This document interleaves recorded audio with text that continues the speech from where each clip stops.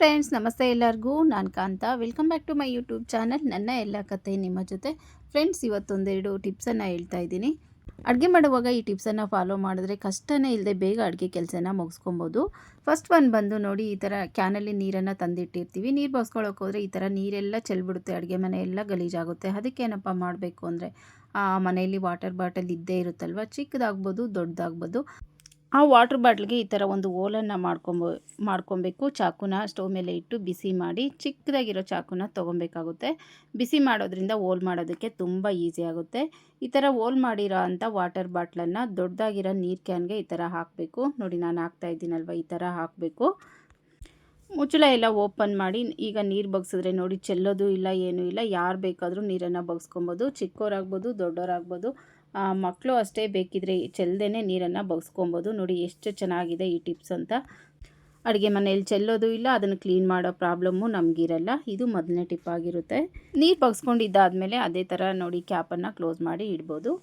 ಇನ್ನು ಹಾಲು ಕಾಯಿಸೋಕ್ಕೆ ಇಟ್ಟಿರ್ತೀವಿ, ಉಕ್ಕು ಬರ್ತಾನೆ ಇರುತ್ತೆ. ಹಾಲು ಹತ್ರನೇ ನಿಲ್ತ್ಕೊಂಡು ಕಾಯಿಸ್ಬೇಕಾಗುತ್ತೆ. ಅದಕ್ಕೇನಪ್ಪ ಮಾಡಬೇಕು ಅಂದರೆ, ಹಾಲು ಕಾಯಿಸೋದಕ್ಕಿಟ್ಟು ನೋಡಿ ಮೇಲ್ಗಡೆ ಒಂದು ಸೌಟನ್ನು ಅಥವಾ ಅನ್ನದ ಕೈ ಏನಾದರೂ ಇರುತ್ತಲ್ವ, ಈ ಥರ ಇಟ್ಬಿಟ್ರೆ ಉಕ್ಕೋದು ಇಲ್ಲ, ಏನೂ ಇಲ್ಲ. ಹಾಲು ಕಾಯಿಸೋಕ್ಕಿಟ್ಟು ನಾವು ಬೇರೆ ಏನಾದರೂ ಕೆಲಸನ ಮಾಡ್ಕೊಬೋದು. ಇದು ಎರಡನೇ ಟಿಪ್ ಆಗಿರುತ್ತೆ.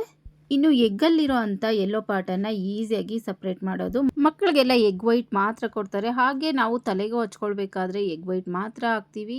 ಸ್ಪೂನಲ್ಲಿ ತೆಗಿಯೋಕೆ ಹೋದರೆ ಅದೆಲ್ಲ ಮೆಲ್ಟ್ ಆಗಿಬಿಡುತ್ತೆ, ಎಲ್ಲ ಮಿಕ್ಸ್ ಆಗಿಬಿಡುತ್ತೆ, ವೈಟು ಯೆಲ್ಲೋ ಎಲ್ಲ. ಅದಕ್ಕೆ ನೋಡಿ, ಈ ಥರ ಯಾವುದಾದ್ರೂ ಒಂದು ವಾಟರ್ ಬಾಟಲ್ ತೊಗೊಂಡು ಈ ಥರ ಈಸಿಯಾಗಿ ಎಗ್ ಯೆಲ್ಲೋವನ್ನು ಸಪ್ರೇಟಾಗಿ ಮಾಡ್ಕೊಬೋದು. ಇನ್ನು ಮೂರನೇ ಟಿಪ್ ಏನಪ್ಪ ಅಂದರೆ, ಆಲೂಗಡ್ಡೆನ ಸಿಪ್ಪೆ ಬಿಡಿಸಿ ಈಸಿಯಾಗಿ ಪುಡಿ ಮಾಡೋ ಅಂಥದ್ದು, ಅಂದರೆ ಸ್ಮ್ಯಾಶ್ ಮಾಡೋ ಅಂಥದ್ದು. ನೋಡಿ, ಕೈಯಲ್ಲಿ ಬಿಡಿಸೋಷ್ಟಿಲ್ಲ. ಬೇಯಿಸಿರೋ ಆಲೂಗಡ್ಡೆನ ನೋಡಿ ಈ ಥರ ಜಾಲರಿ ತೊಗೊಂಡು, ಮನೆಯಲ್ಲಿ ಸಾಮಾನ್ಯವಾಗಿ ಬಜ್ಜಿ ಬೋಂಡ ಎಲ್ಲ ಕರಿಯೋಕೆ ಇಟ್ಟಿರ್ತೇವಲ್ವ, ಅದನ್ನು ತೊಗೊಂಡು ಅದ್ರ ಮೇಲೆ ಈ ಥರ ಪ್ರೆಸ್ ಮಾಡಿದರೆ ಆಯಿತು. ಸಿಪ್ಪೆನೂ ಒಂದೇ ಸರಿ ಬಿಡ್ತು, ಹಾಗೆ ಆಲೂಗಡ್ಡೆನೂ ಪುಡಿ ಆಯಿತು. ಸಪ್ರೇಟಾಗಿ ಸ್ಮ್ಯಾಶ್ ಮಾಡೋ ಅವಶ್ಯಕತೆ ಇಲ್ಲ. ಆಲೂಗಡ್ಡೆನ ಬೇಯಿಸಿಟ್ಟು ಸಿಪ್ಪೆ ತೆಗಿಬೇಕಂದ್ರೆ ಅದು ಆರೋವರೆಗೂ ವೆಯ್ಟ್ ಮಾಡಬೇಕಾಗುತ್ತೆ. ಈ ಥರ ಮಾಡಿದ್ರೆ ಬಿಸಿ ಬಿಸಿ ಇದ್ದಾಗಲೇ ಮಾಡ್ಕೊಬೋದು, ಹಾಗೆ ಬೇಗ ಕೂಡ ಆಗುತ್ತೆ. ಸಿಂಪಲ್ ಟಿಪ್ಸ್ ಆದರೂ ತುಂಬ ಯೂಸ್ಫುಲ್ ಟಿಪ್ಸ್ ಅಂತಲೇ ಹೇಳ್ಬೋದು. ಇನ್ನು ಒಬ್ಬೊಬ್ಬರು ತೆಂಗಿನಕಾಯಿ ಹೊಡೆಯೋದಕ್ಕೆ ತುಂಬಾ ಕಷ್ಟಪಡ್ತಿರ್ತಾರೆ. ಬೆಳಗ್ಗೆ ಅಡುಗೆ ಮಾಡೋದಕ್ಕೆ, ಟಿಫನ್ಗೆ ಎಲ್ಲ ಕೊಬ್ಬರಿ ಬೇಕೇ ಬೇಕಾಗುತ್ತೆ. ಒಬ್ಬೊಬ್ಬರಂತೂ ಇನ್ನೊಬ್ಬರು ಎಲ್ಪ್ ಕೇಳ್ತಾ ಇರ್ತಾರೆ ತೆಂಗಿನಕಾಯಿ ಹೊಡೆಯೋದಕ್ಕೆ. ಅದಕ್ಕೆ ತುಂಬ ಈಸಿಯಾಗಿ ಯಾವ ಥರ ತೆಂಗಿನಕಾಯಿ ಹೊಡೆಯೋದು ಅಂತ ಹೇಳ್ಕೊಡ್ತಾ ಇದ್ದೀನಿ. ನೋಡಿ, ತೆಂಗಿನಕಾಯಿಗೆ ಒಂದು 3 ಲೈನ್ ಇರುತ್ತೆ. ಈ ಥರ 3 ಲೈನ್ ಅಂತೂ ಇದ್ದೇ ಇರುತ್ತೆ. ಅದರಲ್ಲಿ 2 ಲೈನು ಚಿಕ್ಕದಿರುತ್ತೆ, 1 ಲೈನು ದೊಡ್ಡದಾಗಿರುತ್ತೆ. ಅಂದರೆ ವಿಡ್ತು ಅಗಲ ಏನು ಬರುತ್ತೆ ಅದು 2 ಲೈನ್ಗೆ ಕಡಿಮೆ ಇರುತ್ತೆ, 1 ಲೈನ್ಗೆ ಅಗಲ ಇರುತ್ತೆ. ನೋಡಿ, ಇದು ತುಂಬ ಅಗಲ ಇದೆ. ನೋಡಿ, ನಾನು ಕೈಯಲ್ಲಿಟ್ಟು ತೋರಿಸ್ತಾ ಇದ್ದೀನಿ. ಕರೆಕ್ಟಾಗಿ ಗೊತ್ತಾಗಲಿ ಅಂತ ನಾನು ಮಾರ್ಕ್ ಮಾಡ್ತಾ ಇದ್ದೀನಿ ಅಷ್ಟೇ. ಕೆಲವೊಬ್ಬರಿಗೆ ತುಂಬ ಸಿಂಪಲ್ ಅಂತ ಅನ್ಸ್ಬೋದು, ಆದರೆ ಗೊತ್ತಿಲ್ಲದೆ ಇರೋರಿಗೆ ಇದೇ ದೊಡ್ಡ ವಿಷಯ ಅಂತ ಹೇಳ್ಬೋದು. ನೋಡಿ, ಈ ಥರ ರಾಂಗ್ ಹಾಕೋ ಕಡೆ ಹೊಡೆದ್ರೆ ತೆಂಗಿನಕಾಯಿ ಹೊಡೆಯಲ್ಲ. ರೈಟ್ ಮಾರ್ಕ್ ಹಾಕಿರೋ ಕಡೆ ಮಾತ್ರ ಹಾಕಿದ್ರೆ ತೆಂಗಿನಕಾಯಿ ಕರೆಕ್ಟಾಗಿ ಹೊಡೆಯುತ್ತೆ. ಅಂದರೆ ಹೊಡೆಯೋದೇ ಇಲ್ಲ ಅಂತಲ್ಲ, ಕ್ಲೀನಾಗಿ ನೀಟಾಗಿ ಹೊಡೆಯಲ್ಲ. ನೋಡಿ, ಈಗ ರೈಟ್ ಮಾರ್ಕ್ ಹಾಕಿರೋ ಕಡೆ ಹೊಡೆದ್ರೆ, ಒಂದು ಸಾರಿ ಹೊಡೆದ್ರೆ ಸಾಕು, ಕಾಯೆಲ್ಲ ಓಪನ್ ಆಗುತ್ತೆ. ಅಡುಗೆ ಮನೆಯಲ್ಲಿ ಸಾಮಾನ್ಯವಾಗಿ ಕುಟಾಣಿ ಇದ್ದೇ ಇರುತ್ತೆ. ಕುಟಾಣಿ ಅಥವಾ ಚಿಕ್ಕ ಚಿಕ್ಕ ಒರಳು ಏನಾದರೂ ಇದ್ದೇ ಇರುತ್ತಲ್ವ, ರೆಡಿಮೇಡೇ ಆಗ್ಬೋದು. ಅದರಲ್ಲಿ ಒಂದು ಸಾರಿ ನೋಡಿ ಈ ಥರ ಹೊಡೆದ್ರೆ ಕರೆಕ್ಟಾಗಿ ಕ್ರ್ಯಾಕ್ ಬಿಟ್ಟಿದೆ. ನೋಡಿ ಎಷ್ಟು ನೀಟಾಗಿ ತೆಂಗಿನಕಾಯಿ ಹೊಡೆದಿದೆ ಅಂತ. ಏನಾದರೂ ಕೊಬ್ಬರಿ ತುರಿಬೇಕಂದ್ರೆ, ಕಾಯಿ ಬಿರ ಹೊಡೆದಿದ್ರೆ ಅದನ್ನು ತುರಿಯೋದಕ್ಕಾಗಲ್ಲ ಕೊಬ್ಬರಿ. ಈ ಥರ ನೀಟಾಗಿ ಹೊಡ್ಕೊಂಡ್ರೆ ಆ ಕೊಬ್ಬರಿ ತುರಿಯೋದಕ್ಕೂ ಅಷ್ಟೇ ನೀಟಾಗಿರುತ್ತೆ, ಕೊಬ್ಬರಿ ತೆಗಿಯೋದಕ್ಕೂ ಅಷ್ಟೇ ನೀಟಾಗಿರುತ್ತೆ. ತುಂಬ ಚಿಕ್ಕ ಚಿಕ್ಕ ವಿಷಯಗಳೇ ನಮ್ಗೆ ತುಂಬ ಯೂಸ್ಗೆ ಬರೋದು. ನೋಡಿ, ತೆಂಗಿನಕಾಯಿ ನೀರು ಎಲ್ಲೂ ಚೆಲ್ಲಿಲ್ಲ, ಹಾಗೆ ತೆಂಗಿನಕಾಯಿ ಅಷ್ಟೇ ನೀಟಾಗಿ ಹೊಡೆದಿದೆ. ಇನ್ನೊಂದು ಸಾರಿ ಇದನ್ನು ಒಂದೇಟು ಹಾಕಿದ್ರೆ ಆಯಿತು, ನೀಟಾಗಿ ಬಿಟ್ಕೊಳ್ಳುತ್ತೆ.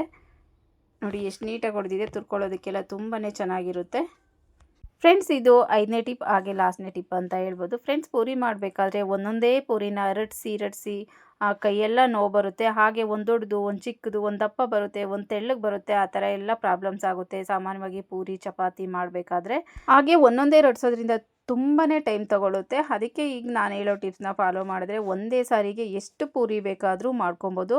ಒಂದೇ ಟೈಮಲ್ಲಿ ಪೂರಿ ಹಿಟ್ಟನ್ನು ಜಾಸ್ತಿ ತೊಗೊಂಡು ಈ ಥರ ಅಡುಗೆ ಮನೆ ಶೆಲ್ಫ್ ಮೇಲೆ ಹಾಕ್ಬಿಟ್ಟು ಒಂದೇ ಸಾರಿ ಈ ಥರ ಎಲ್ಲ ರಟ್ಟಿಸ್ಕೊಬೇಕು. ದೊಡ್ಡದಾಗಿ ಎಷ್ಟು ಪೂರಿ ಬೇಕೋ ಅಷ್ಟು, ನಿಮ್ಗೆ ಎಷ್ಟು ಸ್ಪೇಸ್ ಇರುತ್ತೋ ಅಷ್ಟು ಎಲ್ಲ ರಟ್ಟಿಸ್ಕೊಬೇಕು ಒಂದೇ ಸಾರಿ. ಆಮೇಲೆ ನೋಡಿ, ಯಾವುದಾದ್ರೂ ಒಂದು ಬಾಕ್ಸ್ದು ಈ ಥರ ಮುಚ್ಚಳ ತೊಗೊಂಡು ಅದರಲ್ಲಿ ನೋಡಿ ಈ ಥರ ಕಟ್ ಮಾಡ್ಕೊಬೇಕಾಗುತ್ತೆ. ಒಂದೇ ಸೈಜಲ್ಲಿ ಎಲ್ಲ ಪೂರಿನೂ ಒಂದೇ ಸೈಜಲ್ಲೇ ಬರುತ್ತೆ. ಹಾಗೆ ಒಂದೇ ಟೈಮ್ಗೆ ಎಷ್ಟೊಂದು ಪೂರಿ ಆಗುತ್ತೆ. ಹಾಗೆ ಎಲ್ಲ ಪೂರಿನೂ ಒಂದೇ ಸೈಜಲ್ಲಿರುತ್ತೆ, ಒಂದು ಚಿಕ್ಕದು ಒಂದು ದೊಡ್ಡದು ಆ ಥರ ಏನೂ ಇರಲ್ಲ. ಮನೇಲಿ 3 ಜನ ಅಥವಾ 4 ಜನ ಇದ್ದರೆ ಒಂದು ಸಾರಿ ಈ ಥರ ರಟ್ಟಿಸ್ಕೊಂಡ್ರೆ ಸಾಕು, ಒಂದೇ ಸಾರಿಗೆ ಮನೆಯವ್ರಿಗೆಲ್ಲ ಪೂರಿ ಆಗುತ್ತೆ. ಫ್ರೆಂಡ್ಸ್ ಇದಂತೂ ತುಂಬ ಯೂಸ್ಫುಲ್ ಟಿಪ್ಸ್ ಅಂತಲೇ ಹೇಳ್ಬೋದು.